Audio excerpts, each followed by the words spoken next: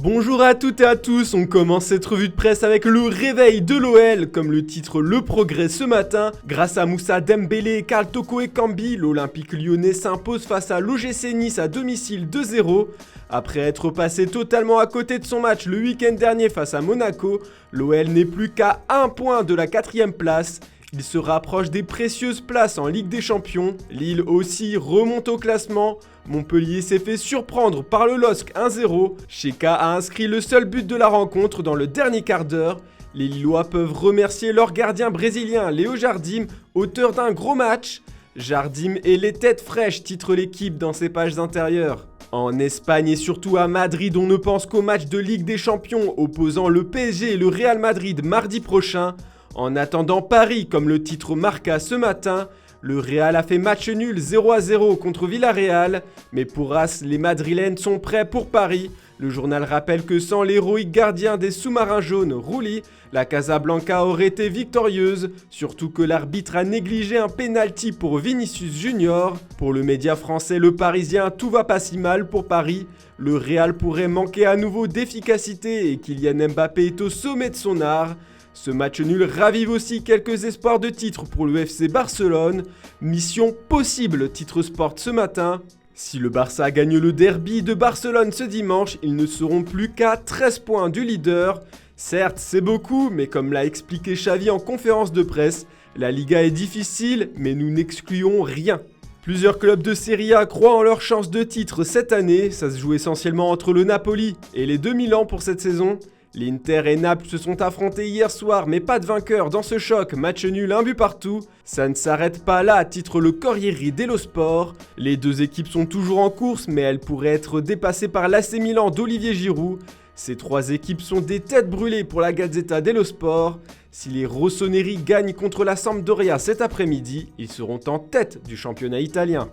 Le Bayern Munich n'a pas les mêmes soucis, ils sont seuls en haut du classement de la Bundesliga.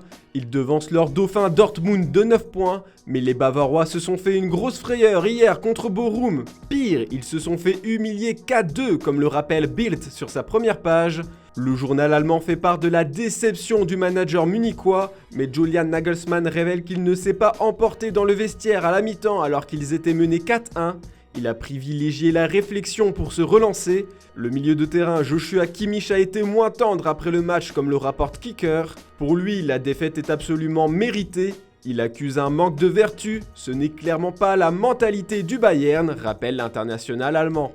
Et d'autres Allemands font parler d'eux ce matin, mais ils rayonnent avec un club anglais. Chelsea jouait contre Palmeiras en finale de la Coupe du Monde des clubs ce samedi. Le pénalty transformé de Kai Havertz en prolongation a permis aux Blues d'être au sommet du monde en remportant ce choc 2-1. Le milieu fait la une du Daily Mirror, mais Chelsea est en première page de tous les journaux du pays. Ça y est, les Blues ont tout gagné comme le rapporte The Sun. Ces victoires, le club londonien les doit à leur entraîneur allemand. Le monde ne suffit pas à Tuchel, s'exclame le Daily Star. Thomas Tuchel a promis de continuer à gagner des trophées après le sacre de Chelsea comme champion du monde. Bien sûr, comme dans toute finale, il y a des déçus. Toujours pas de Coupe du Monde pour Palmeiras, titre le journal brésilien Extra. Le club de Sao Paulo avait déjà échoué en finale l'année dernière. On termine avec le verdict brutal émis par Paul Scholes sur Manchester United. La légende des Red Devils n'en peut plus de voir son club en manque de réussite. Les joueurs de United ont été fortement hués hier après leur match nul contre Southampton. Il est temps de devenir méchant, titre le Sunday Express. Paul Scholes les accuse de manquer de combativité et suggère que Bruno Fernandes est devenu un problème. Comme le rapporte le Daily Mail dans ses pages intérieures, le coach des Red Devils est furieux contre Paul Scholes, mais il reconnaît qu'il a en partie raison. Arrêtez d'être des saints, écrit le Sunday Mirror. Ralf Rangnick défend ses joueurs en affirmant qu'ils font des efforts dans les courses, mais qu'ils devraient être beaucoup plus agressifs. Voilà, c'est tout pour ce dimanche, on se retrouve dès demain pour une nouvelle revue de presse. Ne manquez pas, à 16h, on vous a préparé une vidéo retraçant l'ascension fulgurante de Vinicius Junior au Real Madrid. Bonne journée à toutes et à tous.